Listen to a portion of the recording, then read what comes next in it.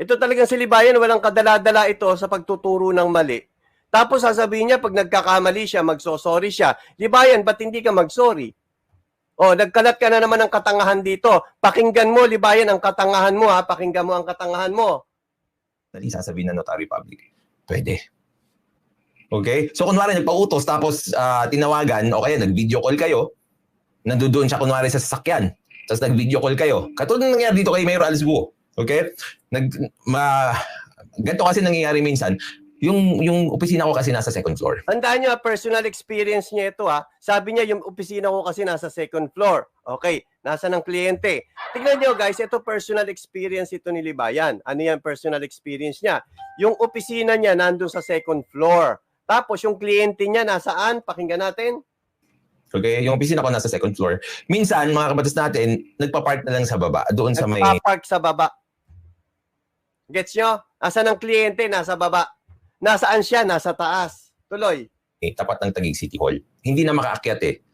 Minsan, bad knee o kaya pagkagaling sa disgrasya. Oh, hindi na makaakyat kasi tinatamad. Parang si Alice Guo. Hindi na umakyat kasi bad knee.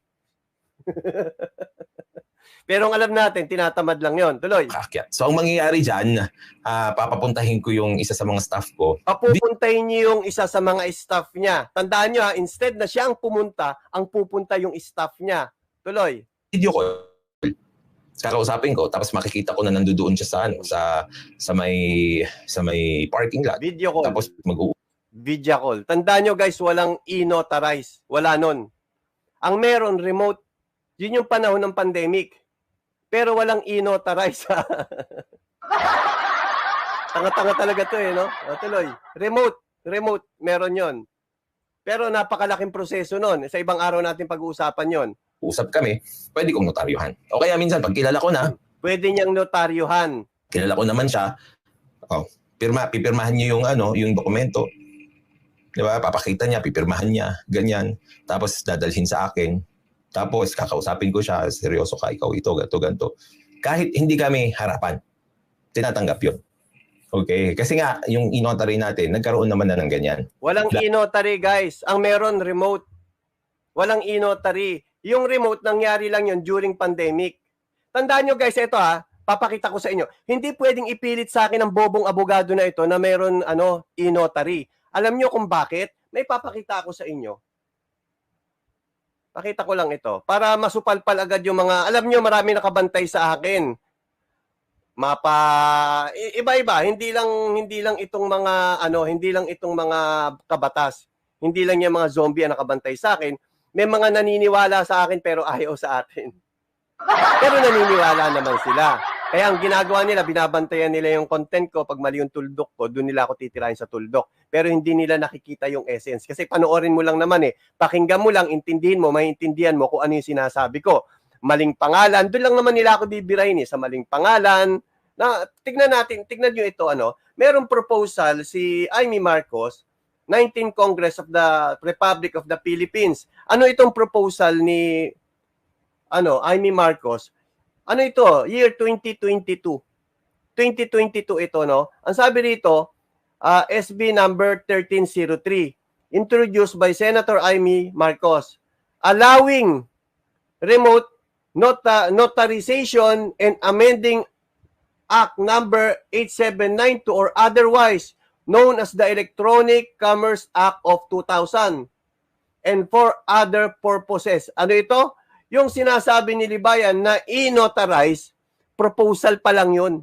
Ibig sabihin, hindi pa batas yun. Ngayon, kung sasabihin niyo sa akin, makikipag-argue kayo kasi nabasa ko sa Facebook may nakikipag-argue, may mga nilalabas silang mga reference na meron na. Meron na pala, bakit nag-propose? Bugok ba kayo? Yan ang napapala nyo, kakapakinig nyo kay Libayan kasi mga zombie kayo. At kung hindi man kayo zombie, tanga-tanga lang kayo. Bakit magkakaroon ng ganito? Ba't may proposal kung meron na? Parang yan lang yung age of sexual consent. Ano sabi ni Libayan? 18. 18 ang age of sexual consent. Pero may congressman na nag-invite. Gagawa ako ng proposal na ang age of sexual consent ay 18. Meron na palang 18. Ganyan kakatanga, Libayan. Nandadamay ka pa ng mga vlogger mong bugok. Tanga-tanga ka talaga. Tignan mo, nagmana sa'yo yung mga follower mo, Sasabihin nila na, meron na. Meron na pala, bakit may proposal si Amy Marcos na yung sinasabi mo na inotarization? Meron na pala. Anong kala mo kay Amy Marcos? Tulad ng utak mo, Libayan? Hindi. Kayo mga vlogger ni Libayan, mga kabatas ni Libayan, magsama-sama kayo kasi pare-pareho kayo mga tae. Okay na, gets na. Happy. Happy na. Sa mga nasa Facebook, happy. Kung may kipag-argue pa kayo sa akin, mag-research muna kayo bago kayo makipag-argue sa akin. Sa mga gusto makipag-argue tungkol nung kay Yulo, panoorin nyo muna yung content ko, tapos paakyatin ko kayo rito. So, okay na. O, balikan na natin tong content ni Libayan, ano? Automated na yan, yung fingerprint. Lahat. Kasi nga, yung e-notary natin, nagkaroon naman na ng ganyan. Yung e-notary natin, nagkaroon naman ng ganyan, sabi niya. Remote yun, remote. Remote yun. Kaya na kayo, kakagising ko lang. Remote tawag doon. Okay na, hindi e-notary yun. Remote. Actually, kahit na mag-online kayo, ito kasing proseso nun. Kahit na halimbawa, magkaharap kayo sa online, ano yun, kailangan pa rin mag-send sa'yo ng video ng tao. Ano yun nasa video? Na pinipirmahan niya yung dokumento. Tapos kita yung mukha niya. Pagka na-send sa'yo yun, tsaka kayo magbibidya call. Yun po yun. Remote po ang tawag doon. Yung sinasabi niya, e-notarize, walang e-notarize. Tapos sabi ni Kuya Elyong, yan, meron na. Salamat. Tapos ito, tignan nyo ha. Ang sabi niya rito, pakinggan natin. Dahil doon sa resulta ng pandemic. Ang gusto ko nga ngayon, maging totally automated. Natanggap yun. Okay. Kasi nga, yung e-notary natin, nagkaroon naman na ng ganyan. Yung e-notary natin, nagkaroon naman na ng ganyan. So ano nangyari nung nagkaroon? Di nawala din. Bakit gumagawa ka nun? Tanong ko sa'yo, Libayan, ha? Tanong ko lang sa'yo. Ito, tanong ko lang, ha? Gabi. Tanong ko lang, ha? Di ba si Doc Adam nasa Australia? Paano na-notarize dito sa Pilipinas? Pwede bang pakituro mo kung sino nag-notarize? Parang may zombie din ba? Zombie? Parang babae, ha? Babae yata. Babae ba? Hindi, nagtatanong lang ako, Libayan. Paano na-notarize si Doc Adam? Pakisagot. Love you. Hindi ba ito ang nag-notarize? Hindi ba yan? Tanong ko lang kasi hindi ko kilala eh. Baka kakilala mo lang. Malay mo, katabi mo dyan. Kaya maingay mag-keyboard. Di ba? Nagtataka ko, di ba yan? Baka nga naman legal yung pagkaka-notarize ni Doc Adam. Hindi ko sinasabing illegal ha. Kayo, pakitanong nga kay Libayan. Kayo, pakitanong nga kay Libayan paano na-notarize si Doc Adam. Tuloy. Dahil doon sa resulta ng pandemic. Ang gusto ko nga ngayon, maging totally automated na yan. Yung fingerprint. Gusto niya raw maging totally automated, maging fingerprint na.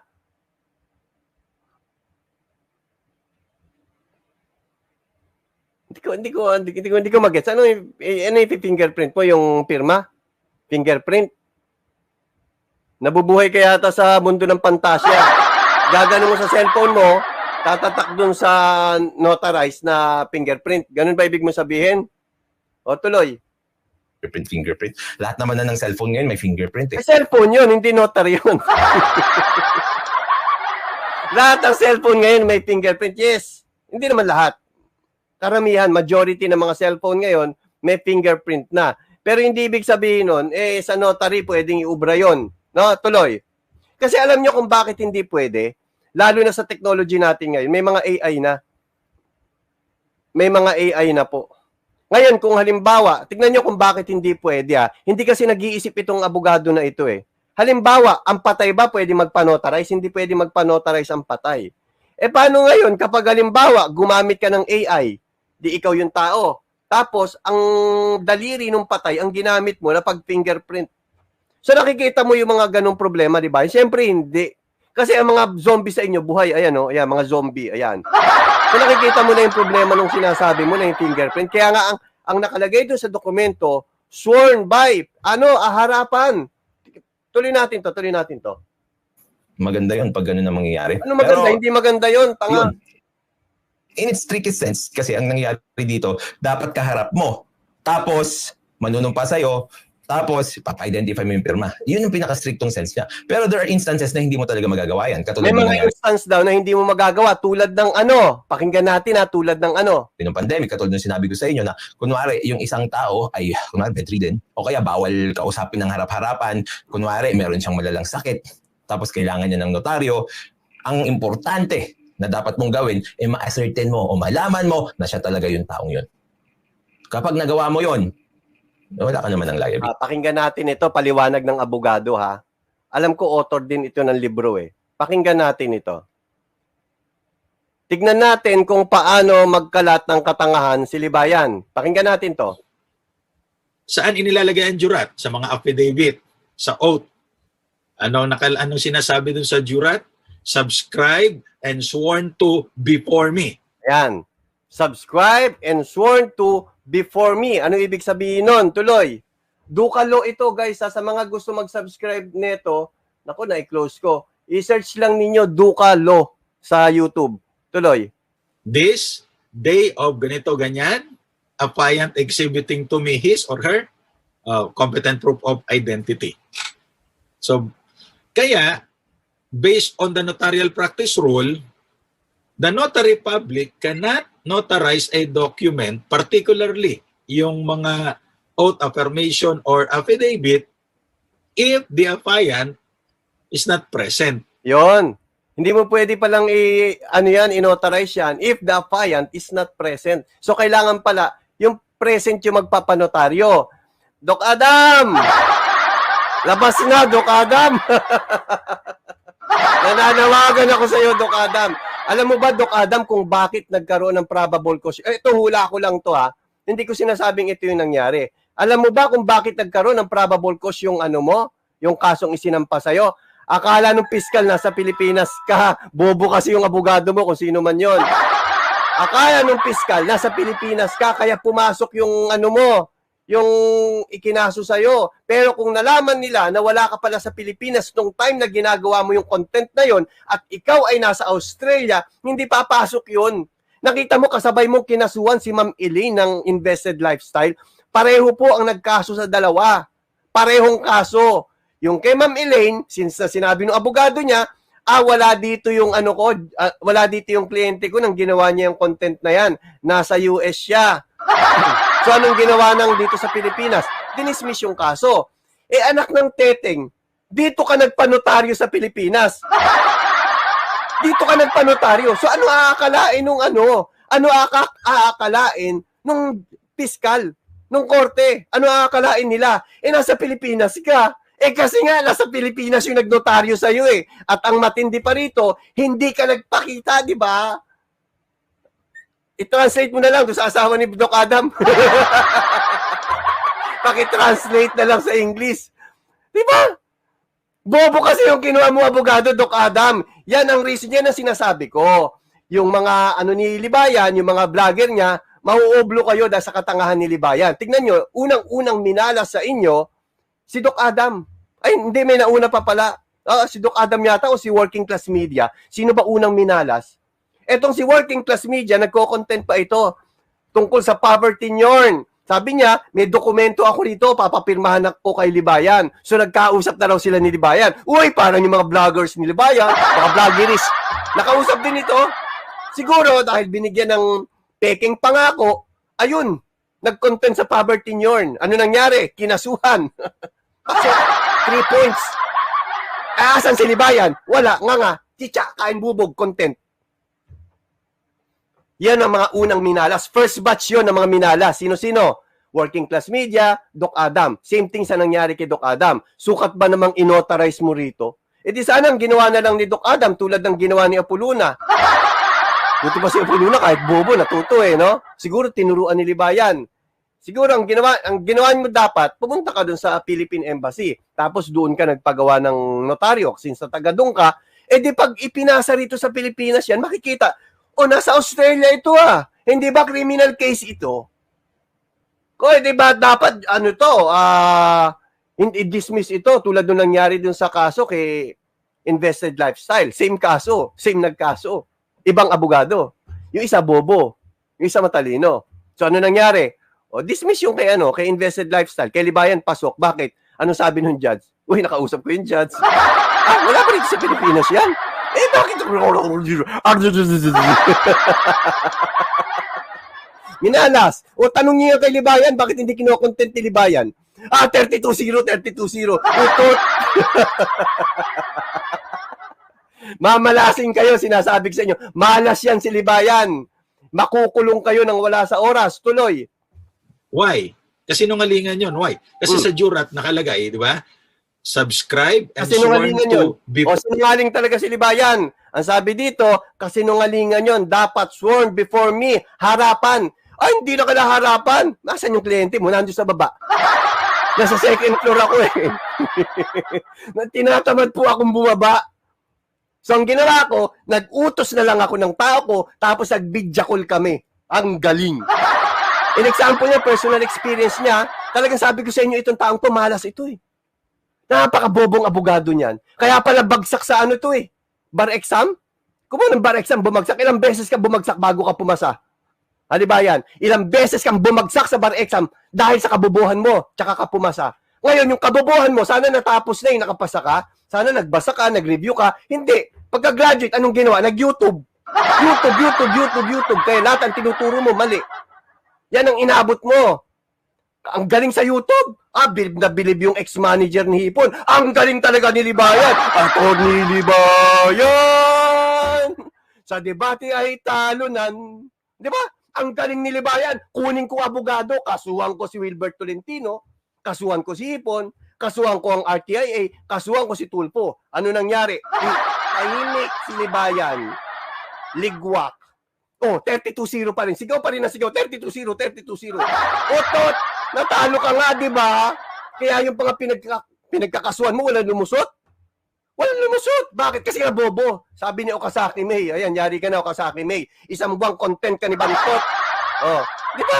Bobo kasi itong abogadong ito. Feeling matalino lang. Feeling monster. Feeling dragon dun sa channel niya. Pero palabasin mo. Isang beses lumabas siya, natalo pa. Pipintasan mo ang Ampalayagang, baka hindi mo alam kung sino tumalo sa'yo. Original member ng Ampalayagang, si Fiscal EJ. Di ba kaya nabuo yung Ampalayagang dahil sa collab namin nila Fiscal EJ? Di ba?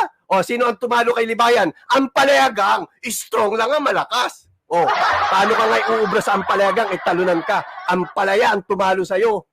Ganyan ka kabobo, Libayan. Libayan eh! Di ba? Tuloy.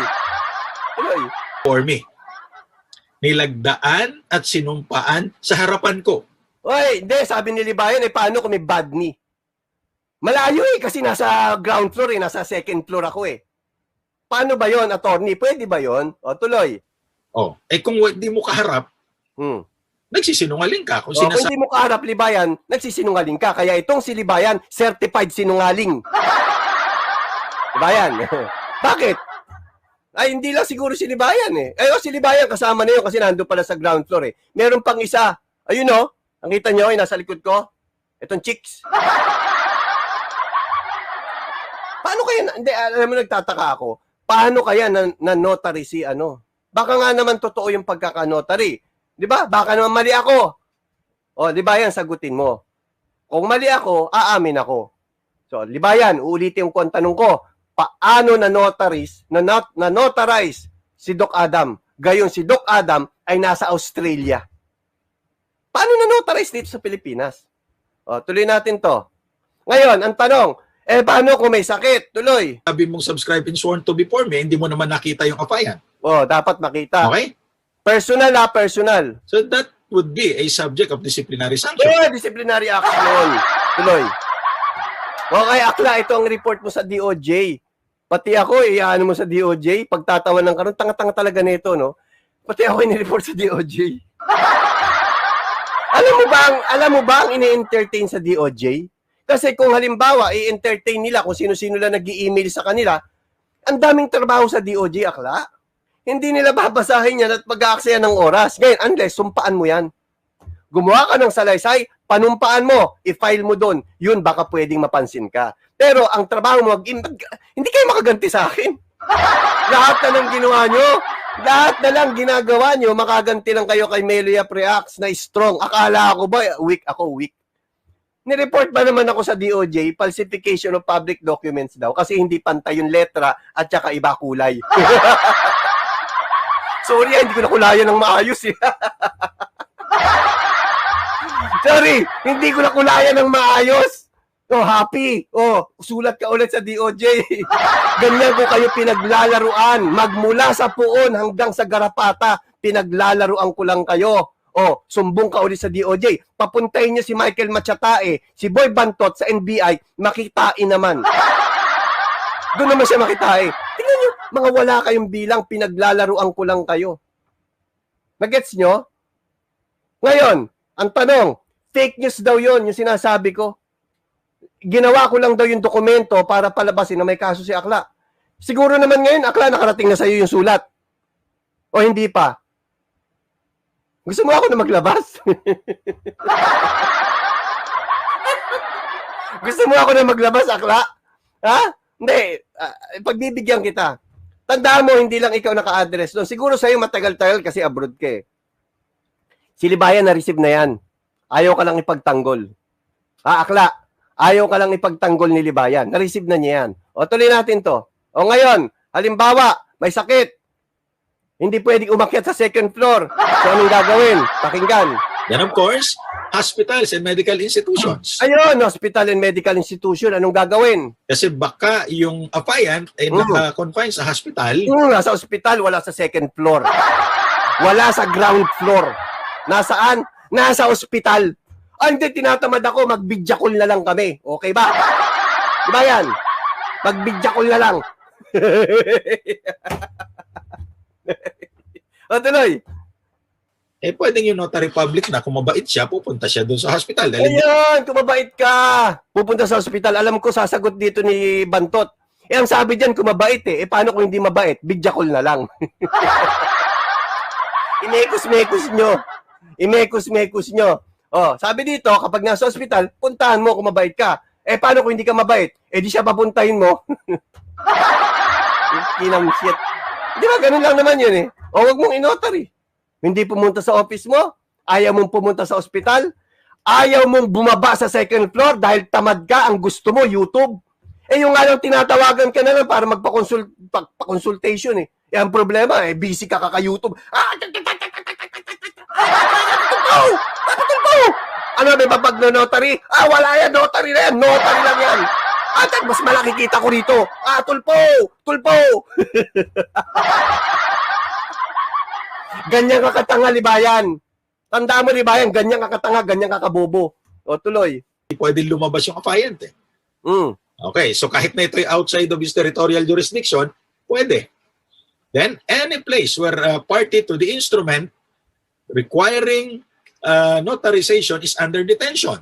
Kung may kliyente ka na kailangan mag-execute ng affidavit pero nakakulong sa ibang lugar, kliyente mo siya, pwede mong i-notarize dahil detention, hindi naman siya pwedeng palabasin eh. So ikaw na ang pupunta dun sa detention center. So, ikaw ang pupunta doon sa detention center. Detention cell. Ikaw pupunta ron. Kung ikaw, pinapupunta ka sa ospital o doon sa kulungan, pero bumaba sa second floor, hindi mo kaya. Remote na lang, remote. Which is nagpapauso ka lang. Walang ganun, tandaan nyo guys. Walang i-notarize. Invento lang nilibayan yon. Walang i-notarize.